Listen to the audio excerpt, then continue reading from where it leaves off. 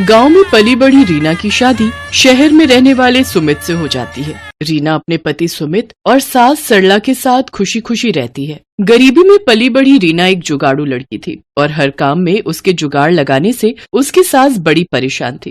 एक दिन सरला अपनी बहू रीना से कहती है, रीना बहू देख, तो मैं बाजार गई थी तो ये तकिए के नए कवर लाई हूँ। वो क्या है ना, पुराने वाले फट गए थे। जानती हूँ माँ जी, इसलिए मैंने पुराने रखे सभी कवर को जोड़कर नया कवर बना दिया। ओह अच्छा, मैं तो भूल ही गई थी कि मेरी बहू तो जुगाड़ू है। वो हर चीज में कोई न कोई जुगाड़ लगा ही लेती है। अच्छा, अब इन नए कवर को अलमारी में रख दे, कोई मेहमान आएगा तब निकाल लेंगे इसको। ऐसे ही कुछ दिन बीत जाते हैं। फिर एक रोज सरला और सुमित डिनर करने के लिए बैठे होते हैं। रीना गर्मा गर्म रोटी पकाकर उन्हें खिला रही होती है, लेकिन थोड़ा वक्त बीत जाता है तो रीना रोटी लेकर नहीं आती। तब सुमित उसे आवाज देते हुए कहता है, अरे रीना कहाँ रह गई? जल्दी रोटी लाओ ना, मेरी रोटी खत्म हो गई है।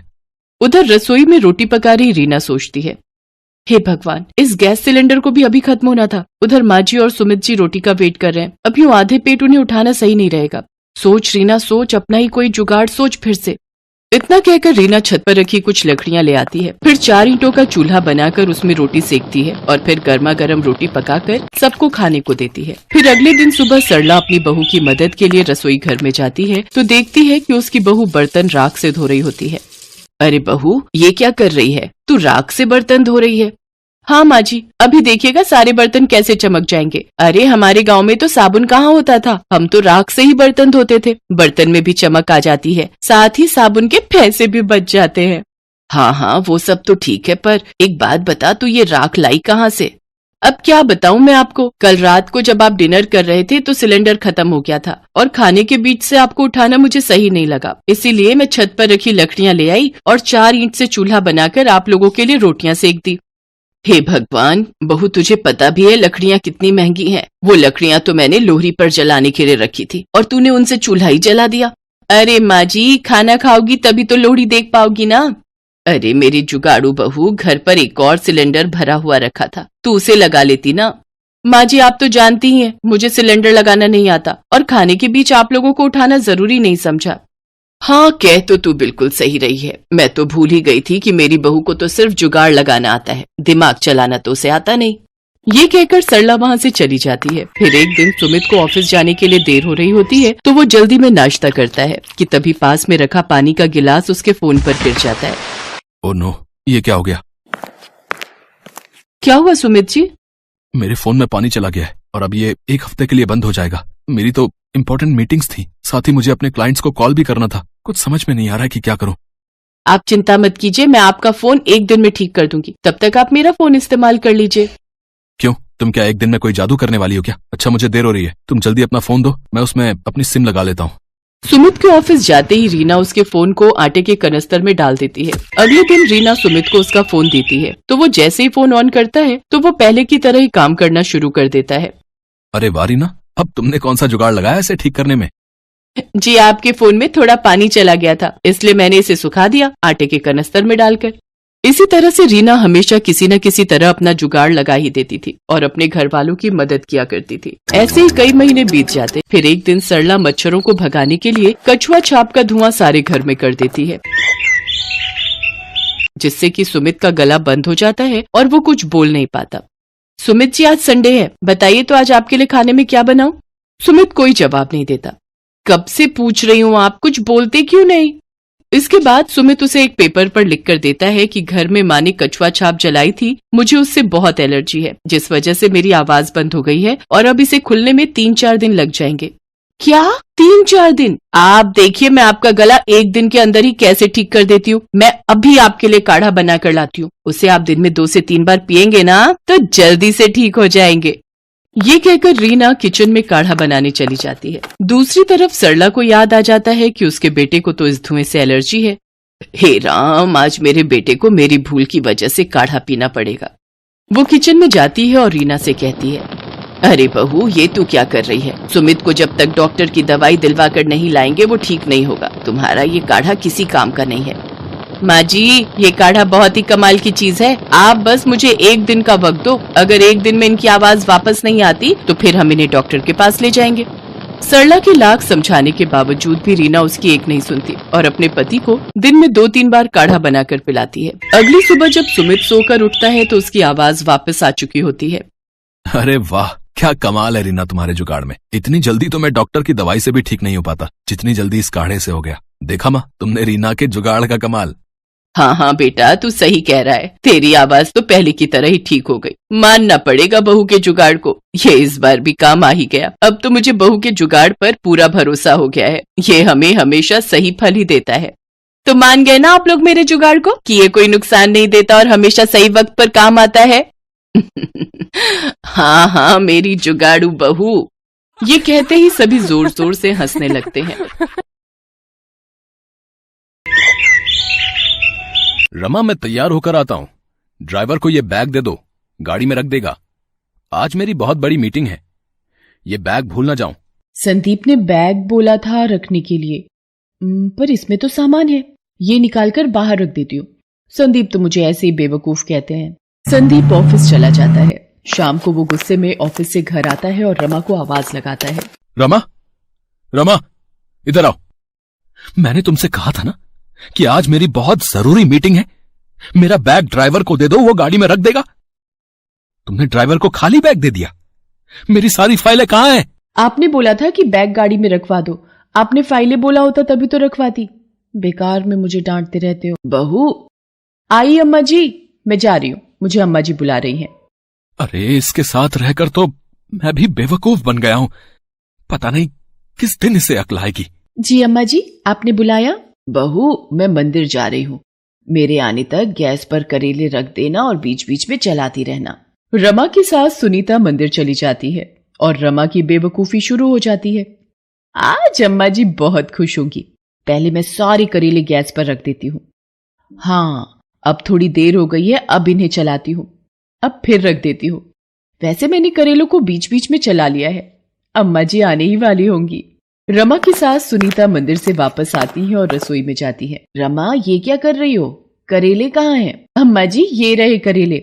आपने ही तो बोला था गैस पर रखने हैं और बीच बीच में चलाना है। मैं करेलों को चला रही हूँ।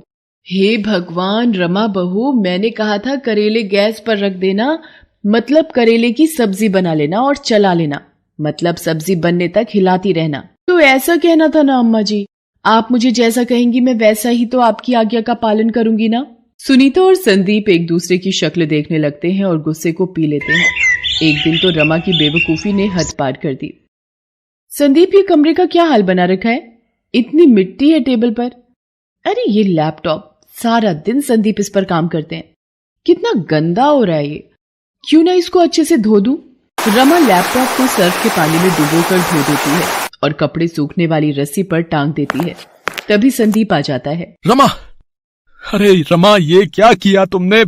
मेरा लैपटॉप। हाँ इस पर बहुत धूल मिट्टी हो रही थी, मैंने सोचा इसको अच्छे से धोकर सुखा देती हूँ। मैंने सही किया ना? रमा तुम सचमुच सचमुच तुम बेवकूफ पत्नी हो। मेरा दिमाग खराब था जो तुमसे शादी की मैंने। रमा बहू तुम में जरा भी समझ है? लैपटॉप भी कोई धोने की चीज है? क्या बात है? क्यों इतना शोर मचा रखा है? मेरी इतनी समझदार बहू से अगर कोई गलती हो गई तो इस तरह से उसे क्यों डांट रहे हो? जाओ बहू, तुम रसोई में जाकर मेरे लिए एक गिलास पानी ले आओ। बाबूजी पानी घड़े का लाऊं या फ्रिज का? बेटा घड़े का ले आओ। बाबूजी छोटे घड़े का पानी लाऊं या बड़े घड़े का?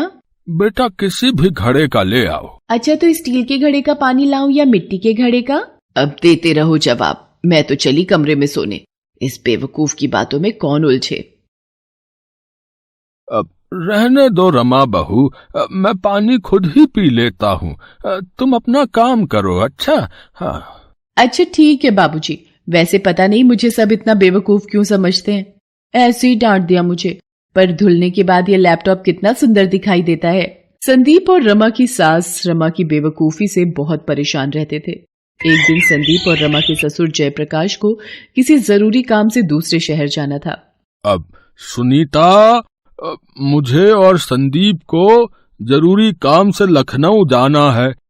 अपना और रमा बहू का ध्यान रखना है। और तुम भी जरा अपने फालतू दिमाग का कम इस्तेमाल करना। अरे कभी तो बहू को डांटे बिना कोई काम कर लिया कर संदीप बेटा, है? चल अब देर हो रही है, ट्रेन का वक्त हो रहा है, चल। संदीप और जयप्रकाश लखनऊ चले जाते हैं। दोपहर के वक्त रमा अपनी पड़ोसन सुधा के साथ बात कर रही थी। अब क्या करूं सुधा, तू ही बता, कितना ध्यान रखती हूँ सबका, फिर भी संदीप और माँ जी मुझे बेवकूफ ही समझते हैं। वो तो तू है ही। क्या कहा? नहीं नहीं नहीं, कुछ नहीं। मेरे पास एक इलाज है जिससे तेरी सास और पति तेरे से खुश हो जाएंगे। मैंने भी यही अपनाया था। बहुत चमत्कारी नुस्खा है। क्या क्या नुस्खा है सुधा, जल्दी बता। सुधा रमा की बेवकूफी का फायदा उठाकर उसे एक बेवकूफी से भरा नुस्खा बता देती है। ये नुस्खा तेरे बहुत काम आएगा। वैसे तुझे पता है रमा, पिछली गली में कल रात एक घर में चोरी हो गई। चोर छत के दरवाजे से घर में घुस आए थे। क्या? छत के दरवाजे से? मुझे याद आया, हमारी भी तो छत का दरवाजा खुला रहता है, उसकी कुंडी खराब है। चलो अच्छा है चोरों को ये बात पता नहीं चली। अच्छा अब मैं जाती हूँ। रमा को छत के दरवाजे के बारे में बात करते हुए वही चोर सुन लेते हैं। वो बड़े शातिर चोर थे और उसी गली के आसपास ऐसे लोगों के घर की खबर रखते थे जिनके घर चोरी की जा सकती थी। इशारे से दोनों चोर बात करते हैं कि रात में इसी घर में चोरी करेंगे और उस वक्त वहां से चले जाते हैं। रमा घर के भीतर आ जाती है रात के वक्त। चल भाई जल्दी से चोरी कर लेते हैं, छत का दरवाजा खुला हुआ है। लगता है दोनों सास बहू घर में अकेली हैं, कोई आदमी घर में नहीं है, तो चोरी करना और भी आसान हो जाएगा है? दोनों चोर चोरी करने ही वाले थे कि तभी रमा की सास की आवाज सुन लेते हैं और सीढ़ियों पर ही रुक जाते हैं। ओ रमा बहू, ये क्या कर रही हो? पूरे घर में मिर्चों का धुआं कर दिया। ये मिर्ची क्यों जला रही है? हे भगवान, मार दिया रे। अम्मा जी ये नुस्खा है, ये आप अभी नहीं समझोगे। पहले इन मिर्चों के धुओं को घर घर के कोने में फैल जाने दीजिए। रमा मिर्चों का धुआं फैलाती हुई छत की सीढ़ियों के पास भी जाती है, जिसकी महक से दोनों चोर तेज तेज खांसने और छींकने लगते हैं। उनका बुरा हाल होने लगता है। अरे कोई बचाओ, इस पूरे घर में मिर्च है। ये कैसा घर है भाई?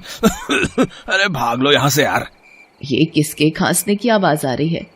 रमा बहू ये तो चोर है। चोर चोर, जल्दी आओ, बहू दरवाजा खोलो, हमारे घर में चोर घुस आए हैं। अरे मेरी अम्मा, हमें जाने दे, हम तो बुरे फंसे जो तेरे घर में आ गए थे चोरी करने। रमा बहू जरा वो सामने रखा डंडा लाना, इन चोरों की तो आज खैर नहीं। रमा और सुनीता दोनों चोरों को पीटने लगती हैं। इतनी देर में मोहल्ले के लोग भी आ जाते हैं और चोरों को पकड़ लेते हैं। ये तो वही चोर है जिन्होंने पिछली गली में कल रात को चोरी की थी। मारो इनको, पकड़ो, पुलिस के हवाले करो, मारो। दोनों चोरों को मोहल्ले के लोग पुलिस के हवाले कर देते हैं। रमा बहू तुमने तो कमाल कर दिया, वाकई में तुम बहुत अच्छी बहू हो। सुधा इधर आ, मुझे लगता है तेरा नुस्खा काम आ गया। अम्मा जी मेरे से पहली बार इतने अच्छे से बात कर रही हैं। मिर्ची वाला नुस्खा अपना असर दिखा रहा है और उन्होंने मुझे अच्छी बहू भी कहा, नहीं तो हमेशा बेवकूफ बहू ही कहती हैं। सुधा अपना सा मुंह लेकर रह जाती है क्योंकि रमा की बेवकूफी भरे नुस्खे ने सच में उस दिन कमाल कर दिया। जयप्रकाश और संदीप जब वापस लौटते हैं उन्हें भी सारी बात पता चलती है और वो भी हंस हंस कर लोटपोट हो जाते हैं। रमा को अब भी यही लग रहा था कि ये शायद नुस्खे का कमाल है। संदीप की बेवकूफ पत्नी उस दिन सबके दिलों में अपने लिए प्यार ले आती है।